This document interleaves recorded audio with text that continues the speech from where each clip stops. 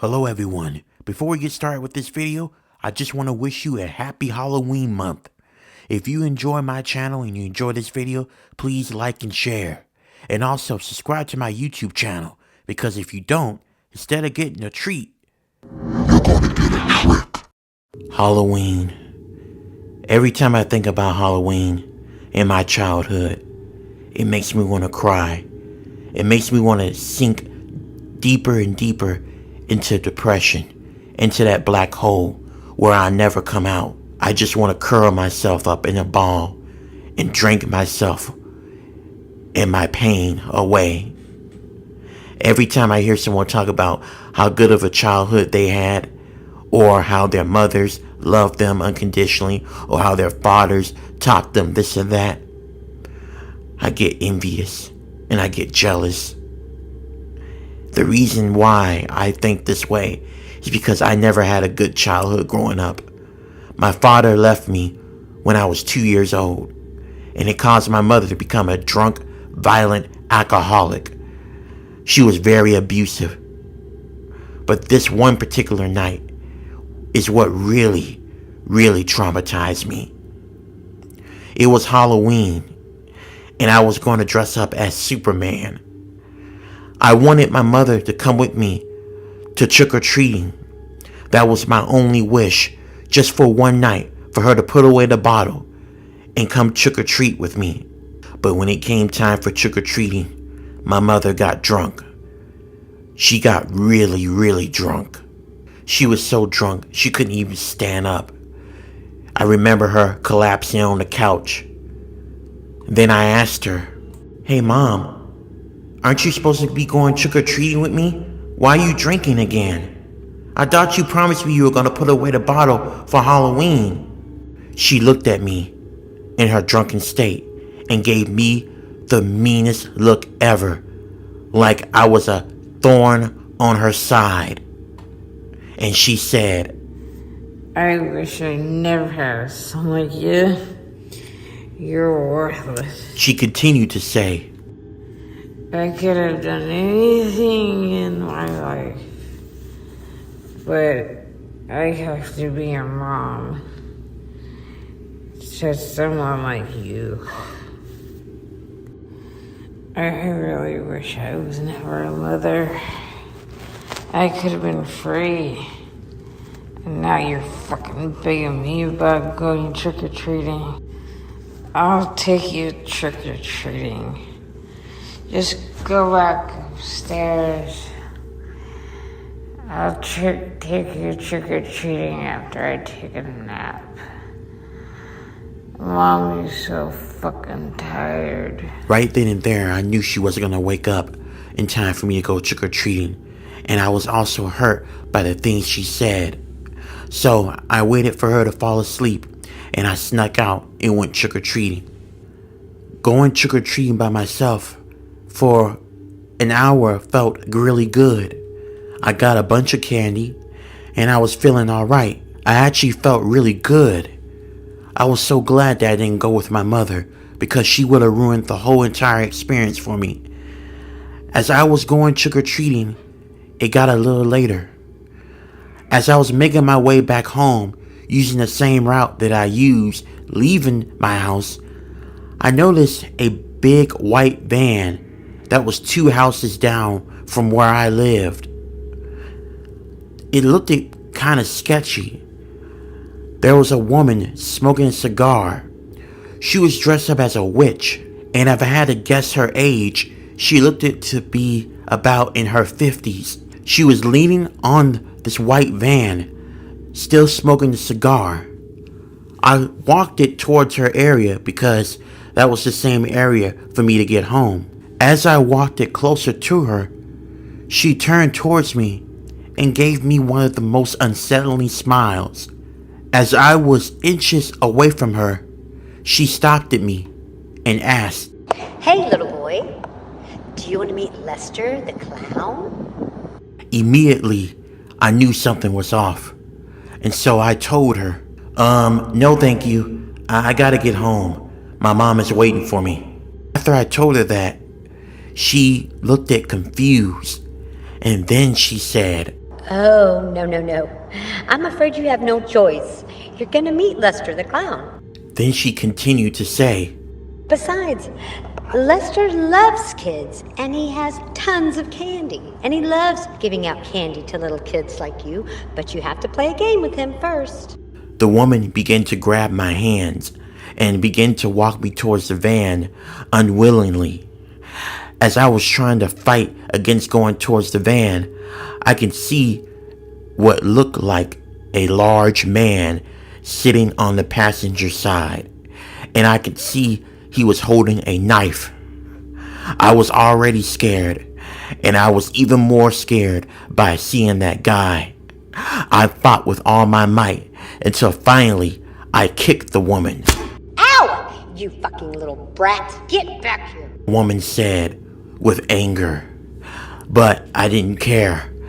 I ran because I was in a fly or flight mode. I ran all the way until I got back into my house. When I got back into my house, I looked outside the window to see if the woman was following me, but I didn't see her. I stepped away from the window while having a major panic attack. I was frightened. I could have gotten kidnapped, or even worse, I could have gotten killed. I looked at my mother, and she was still passed out drunk. I decided to call the police about the incident, and when I did, the police came and they took my statement. They also found out that my mother was abusive and an alcoholic, and because of that, I was taken away from my mother, and she was arrested not only for neglect but also for abuse as well, because they discovered marks all over my body. After that, I was sent to live with my aunt that night. Years had passed, and I still suffer from anxiety. My mother is still in jail, and to be honest with you, I don't think I ever want to visit her. The amount of damage she has caused me will last me for a lifetime.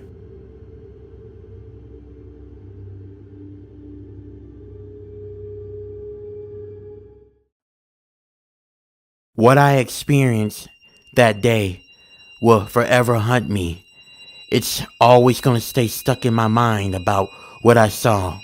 I don't think I ever recover from what I've seen happen.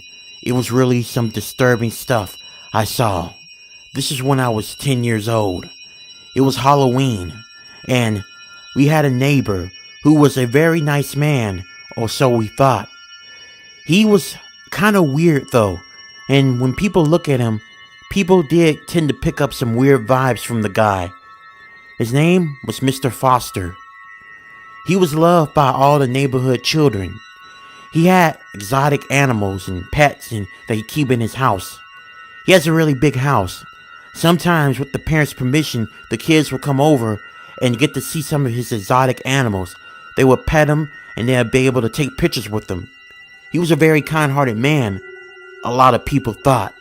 But it wasn't until that day on Halloween that people realized Mr. Foster was not who he seemed. I got done trick-or-treating, and my mom wanted me to go over to Mr. Foster's house. They were having a party. Mr. Foster said he had a nice surprise for all the kids. Welcome, children, to my house. Now, I have a really nice surprise for you. Y'all need to come on and gather around because this is going to be something new I've never done before. It's going to be a really awesome experience for you kids to enjoy. I'm so happy. Let's just say it's a nice Halloween gift for you kids to enjoy, Mr. Foster said in an excited tone, but something about his excitement felt kind of creepy to me.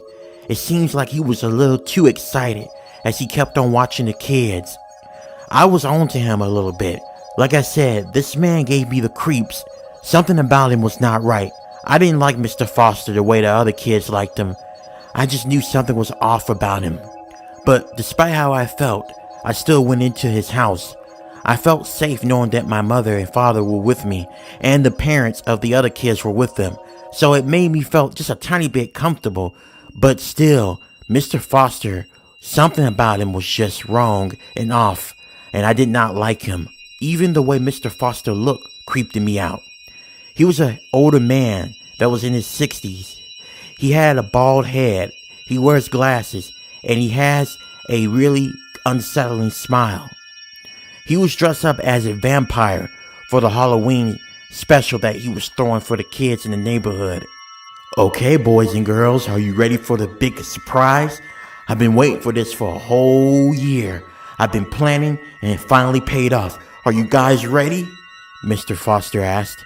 The kids began to cheer, signaling that they were ready to see the surprise. Mr. Foster walked us to his basement. He looked at us for a second and then he opened the door.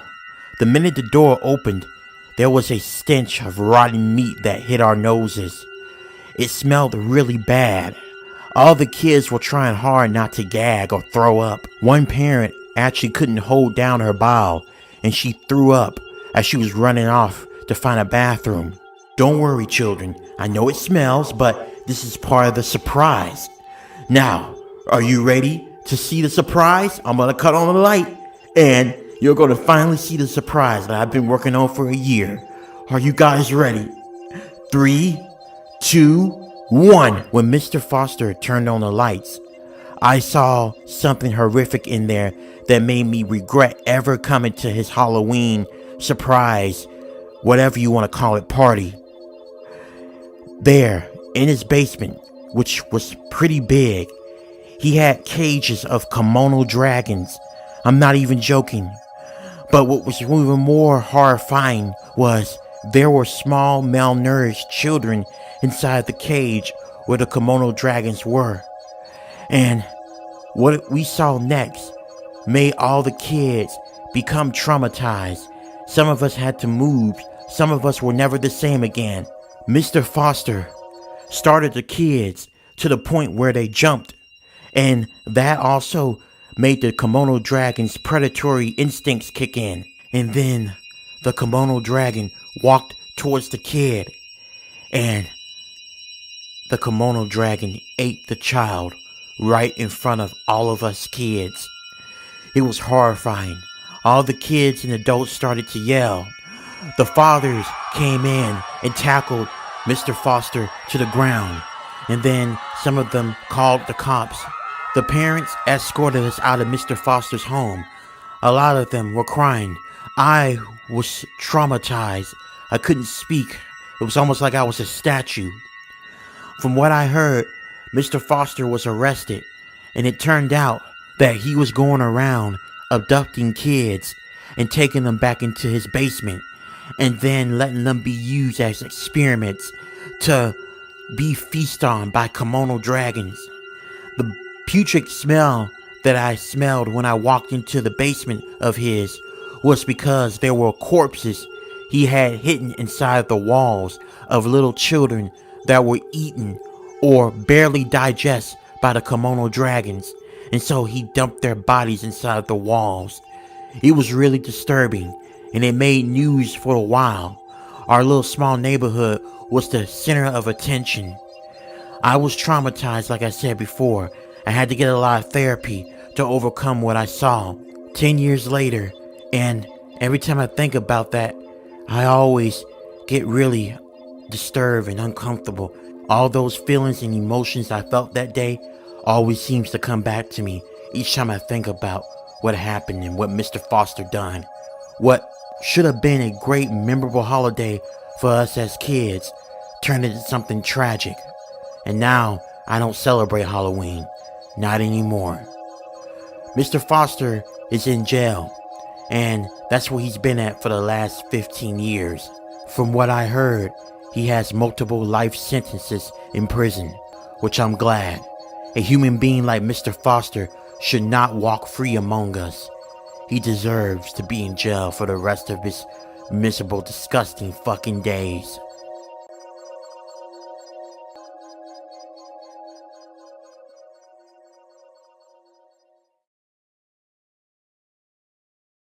I'm still in shock about what I witnessed, and my mind still can't comprehend what I saw. Me and my girlfriend Rachel were taking a camping trip. It was Halloween of 2021, and we were really excited about it. It felt kind of weird going camping on Halloween, but It made it more exciting. And plus, we love telling each other scary stories. When we got to the campsite, we got everything set up, and we got the fire started. My girlfriend started cooking while I set up our tent. Alright, Rachel, our tent is finally set. Is there anything else you need me to do? I asked Rachel. Yeah, could you get some more firewood for me? I really would appreciate it, she replied. Sure, Rachel, I'll get some more sticks for you. Whatever you need. I'll make sure to get plenty of them so we don't run out until the end of our camping trip, I reassured Rachel. I went into the tent and I grabbed my backpack and my compass, and then I started my journey into the woods to find plenty of sticks. About 30 minutes later, after I figured that I had enough sticks, I made my way back to our camping site. But when I got there, I noticed that Rachel was gone. I looked everywhere for her, but I couldn't find her. I went towards the tent, thinking that maybe she could have been in there. When I went inside the tent, she was, but she was acting kind of strange. When I opened the tent, she was facing in front of the entrance to the tent, and she looked it straight ahead.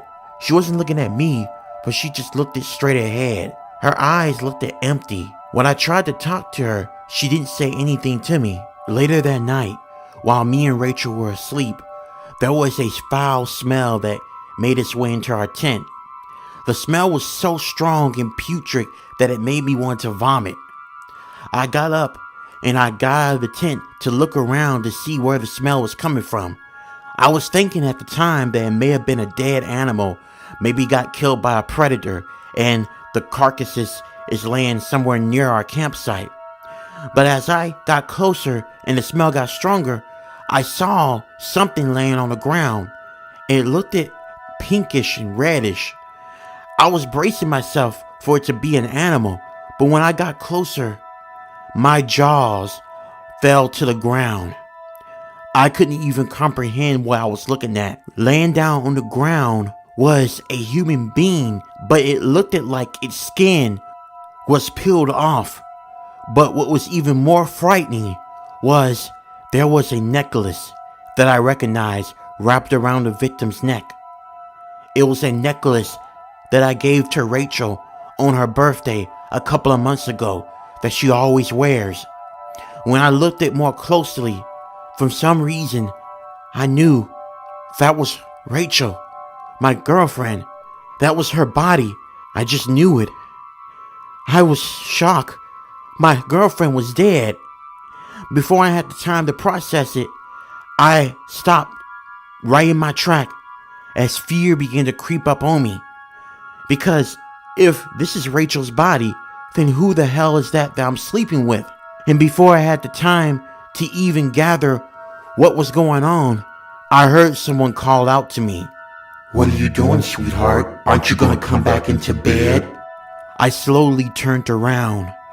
My heart was beating 50,000 miles per hour. Sweat began to form all over me. And what I saw will forever haunt me and scare me. I saw what was once my wife, or my wife's skin. It was my wife, but she looked more taller, and her eyes were pitch black.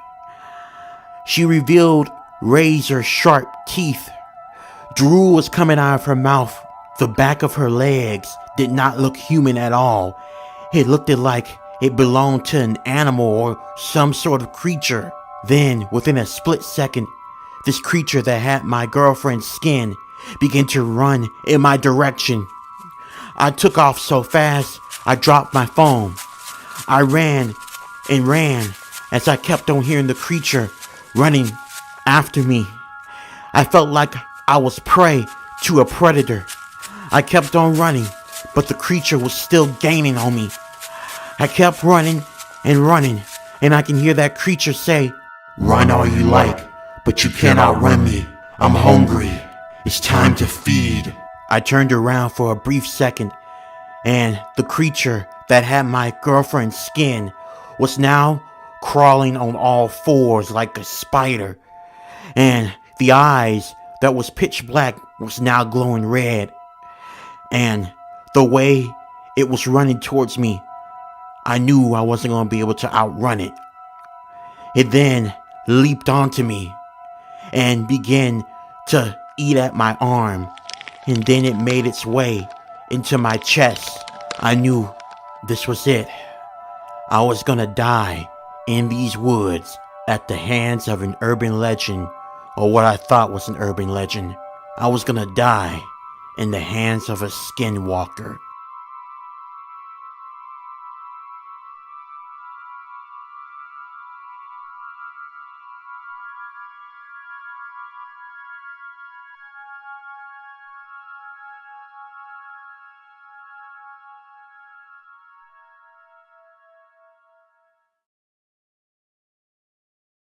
It was Halloween, and I was going through my old neighborhood with my daughter. We were heading towards my mother's house so she could celebrate Halloween and go trick-or-treating. As I was scrolling through the neighborhood, a lot of nostalgic feeling came back to me. But that got interrupted as I passed by that house. The house, that's where me and my friends saw something that no one can even explain. Just looking at that house brings chills all over my body. I must have really been frightened by it because my daughter called out to me, "Hey Dad, are you okay?" "Oh, of course I am. I'm just reliving some of my childhood. A lot of my memories happened in this neighborhood. A lot of them also happened when I was your age," I told my daughter. But as I was looking at that house, it brought back a lot of dread and fear, things I didn't really want to remember. And it brought back a lot of grief for me as well. This happened when I was 14. I was walking around the neighborhood. It was Halloween. I was with my friends, Marvin and James. Obviously, we were too old to trick-or-treat, but we were gonna have a good Halloween night because James told me and Marvin about a house that was abandoned, and he told me about an urban legend claiming there seems to be a creature that's attached to that house. Now, I didn't believe anything like that. Shoot, I didn't even believe in ghosts or anything paranormal or even UFOs. I was a pretty down-to-earth, logical person. Oh, cut the crap, James, man. You know I don't believe in that stuff. Oh, but it's real. People went in that house and they never came out. They completely vanished. Doesn't it pique your curiosity just a little bit? Especially as the most logical person in the friend group? Or are you scared, David, that there may be something in there that doesn't compete with your logic or with your scientific proof? James taunted me, but I stand firm and I told him, "Who said I'm scared to go? I'll go with y'all because there's nothing to be scared of. There's no creature that's hunting that thing, nothing supernatural or no demon," I explained to James. "Okay, James, David, that's enough. We're here," Melvin shouted. When we got to the house, we saw how run down and old it looked. We saw a whole bunch of trees growing around the house. It was a pretty big house. It was a 2-story house. The thing looked like it had a history of its own, a life of its own. But I wasn't scared. I was eager to go in there and to prove James wrong, that there wasn't nothing in there that was hunting that place or anything attached to that house. But what I wouldn't realize is that when we went in that house, that'd be the last time all three of us would hang out. All three of us looked at the house for a second, and then Melvin opened the door, gesturing us to come inside. When we walked into the house, a very strong, unpleasant smell grasped our nose. It was a mold smell, but mixed with putrid smell. It almost made us want to throw up for a moment, but we stayed composed and looked around the house. Okay guys, let's hurry up and see if the urban legend is real or not before we get caught, because we're still trespassing. "Oh, what happened to being logical and optimistic, David?" James said in a teasing tone. "James, I don't believe none of that bullcrap that y'all be spouting about urban legends and all that stuff. We're still trespassing on private property. I don't want to get in trouble. If you do, that's completely fine, but I don't," I shouted at James. Me and James hurled a bunch of insults at each other until I looked around and I noticed something horrifying. Melvin was gone. He just disappeared. We didn't even hear him walk off. He was just gone. I looked around everywhere for him, but there was no sign of him. I turned towards James and I asked, "James, did you see Melvin anywhere? He just couldn't walk off like this. He would have said something. I didn't even hear him walk off." "No, I have no idea where he went at. Matter of fact, that's not like Melvin just to leave without telling us something. That is odd. And you're right, I didn't hear him walk off." Me and James looked around the house for Melvin, but we couldn't find any sign of him at all. We came back into the front area of the house and we started to get more concerned. There was no way he could have just walked out of the house. I was about to lose hope until James suggested something. "Wait, hold on. Dave, I have an idea. I'm gonna call Melvin on his cell phone." James pulled out his phone and dialed Melvin's number. When he was calling him, we heard a phone ring. I looked and I saw a phone lighting up in the hallway by the corner that was the entrance to the front where we were at. I went over there and grabbed his phone and I looked at it and I was even more worried. This was definitely not like Melvin at all. He would never leave anywhere without his phone. "James, I think we need to call the police or something because Melvin's missing. He would not leave his phone." I stopped mid-sentence when I saw that James was now gone. I was the only one in the front area of this house. Dread started to seep into me. I began to have a hard time catching my breath. Sweat began to pour down my face. Something was really wrong here. And to make matters even worse, a smell began to illuminate the area I was standing in. It smelled like rotten decay meat, and it had a very putrid smell. I was trying my very best to hold the bowels that was coming up through my throat down. I looked around to try to look for Melvin and James, but I couldn't find them. As I went upstairs, the smell got more stronger, and I was doing everything in my power to hold back the bowels that was forcing its way, trying to come out of my mouth. When I got upstairs, I made a really horrifying discovery. There, I saw James and Melvin. They were laying on the floor.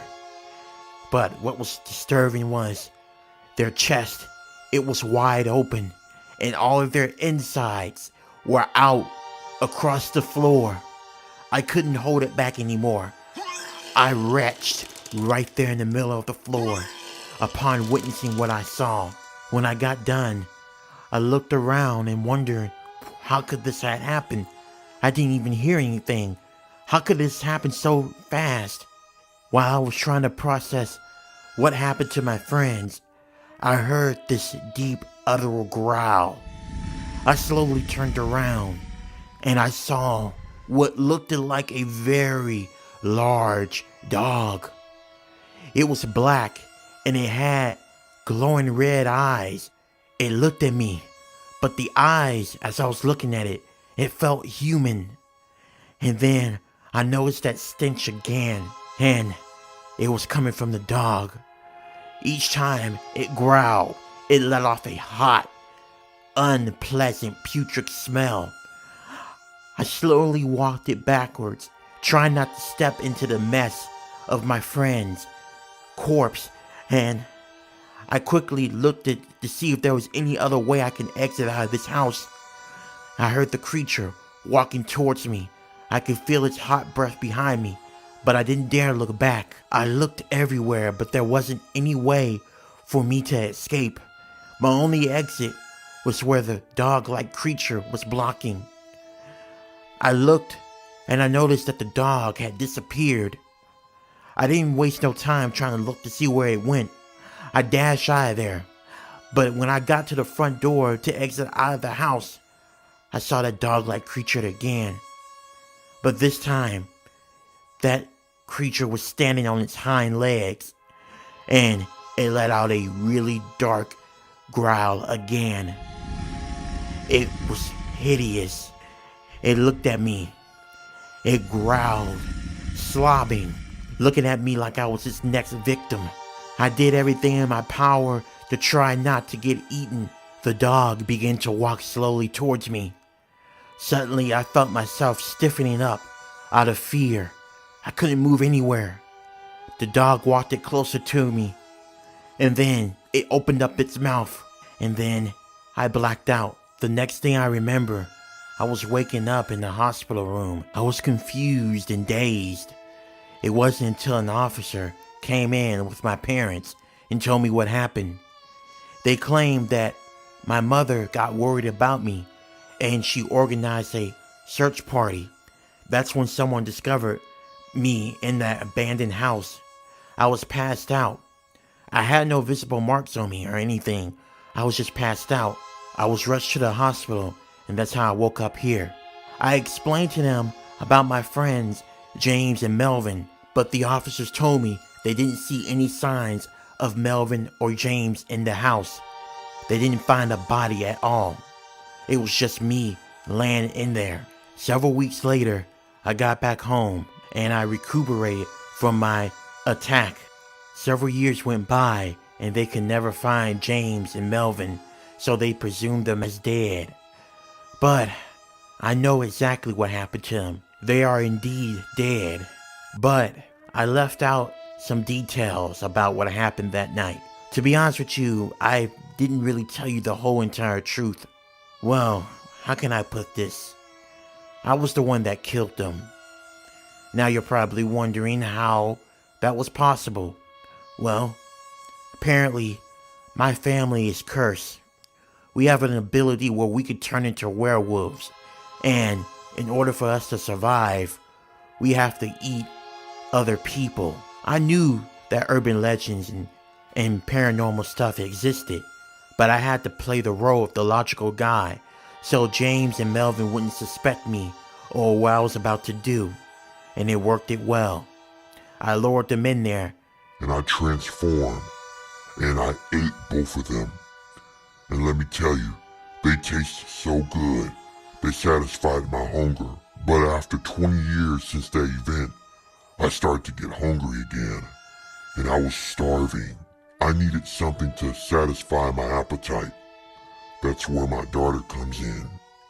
I'm taking her to the house tonight, and let's just say, she's gonna taste real good in my stomach.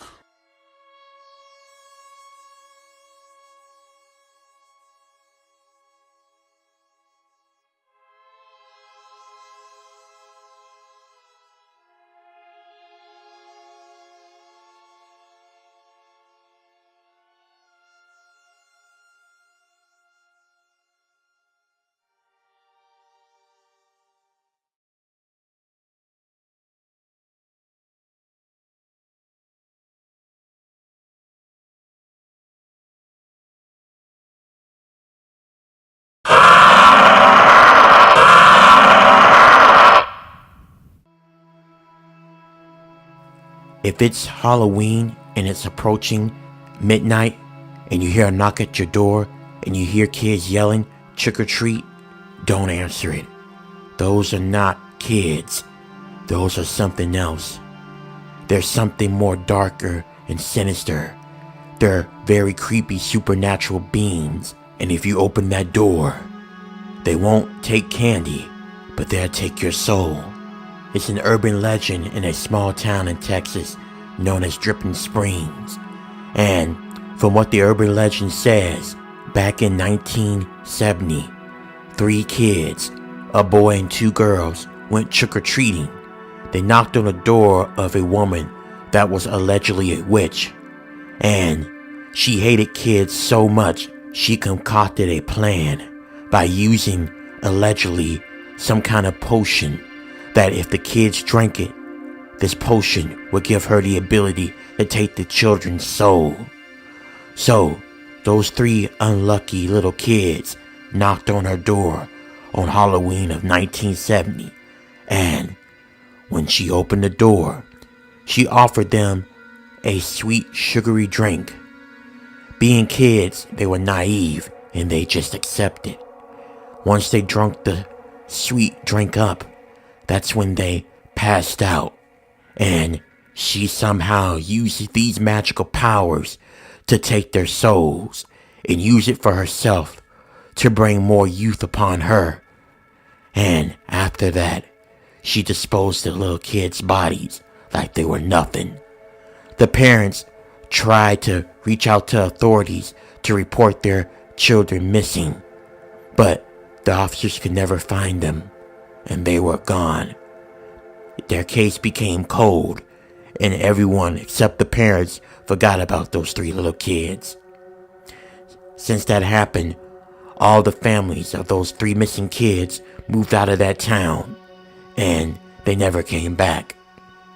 Since the death of those 3 little kids, there's been an urban legend going around that people will hear knocks on their doors at around midnight, just after Halloween. They will hear 3 kids screaming out trick or treat.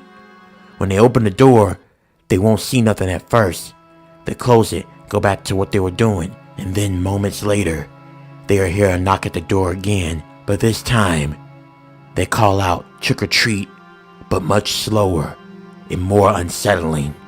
They will open up the door again, and it will give away to 2 little girls and 1 little boy. Their eyes will be bloodshot, blood dripping down from their eyes, and they will have this creepy, unsettling smile, and they will ask again, trick or treat. If you try to close the door in front of them, they will stop you, and then they will open up their mouths, and that's when they'll take your soul. And then you'll die, and no one won't know what happened to you. And if you think that that's bad, it gets worse. Allegedly, there's another part to the urban legend. See, the woman who allegedly poisoned those kids, the family of those kids came after her. They believed that she had something to do with those kids' death, and they killed her. But it's alleged that her spirit still roams around, wanting revenge. And so she uses those kids as her revenge to suck the souls out of any individual who opens up the door after midnight, after Halloween is over with. And those kids take that unlucky resident's soul and give it to the witch as she's standing across the street watching them like some proud mother. This is a warning to you.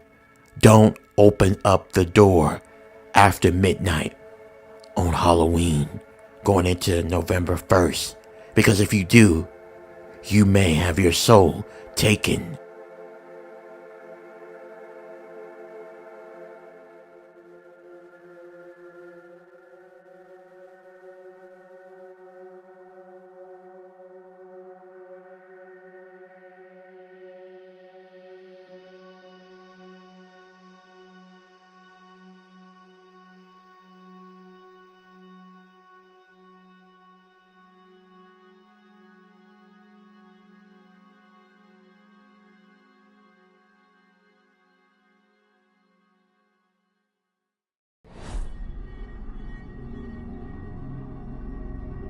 To suck the souls out of any individual who opens up the door after midnight, after Halloween is over with.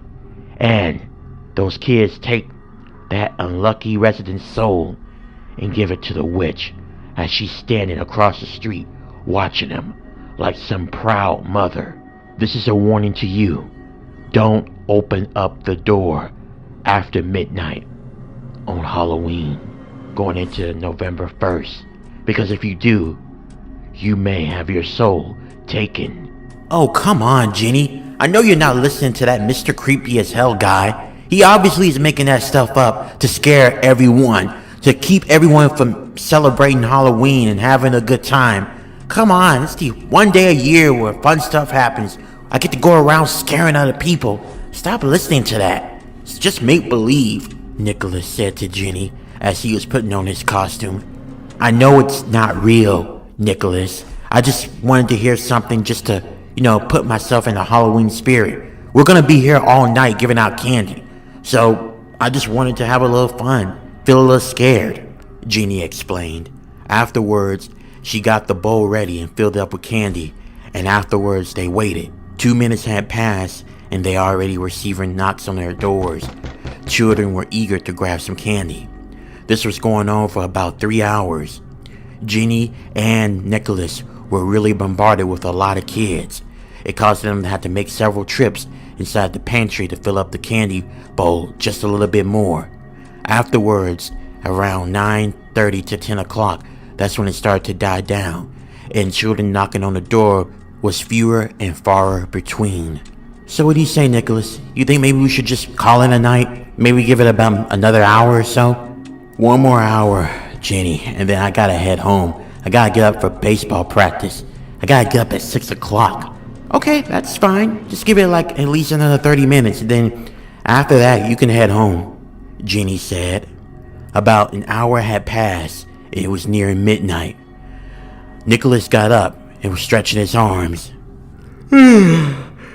Okay, Jenny. I'm heading off. I'll talk to you later. But right before Jenny could respond, they heard a knock at the door. Both Jenny and Nicholas froze and looked at one another, and then they heard 3 kids call out, "Trick or treat."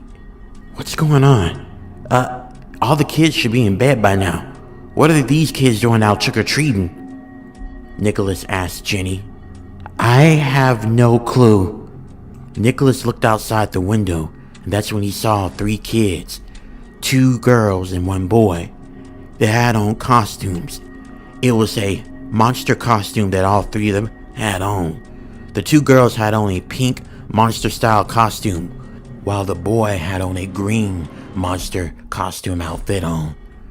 It looked strange and abnormal. It was very dirty, and Nicholas and Jenny could not figure out what was happening. It was all odd. The whole situation was just so wrong.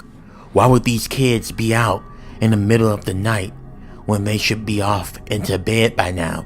It was 5 minutes after midnight. Nicholas decided to open the door and to talk to them, but Jenny stopped him as she noticed something with the children.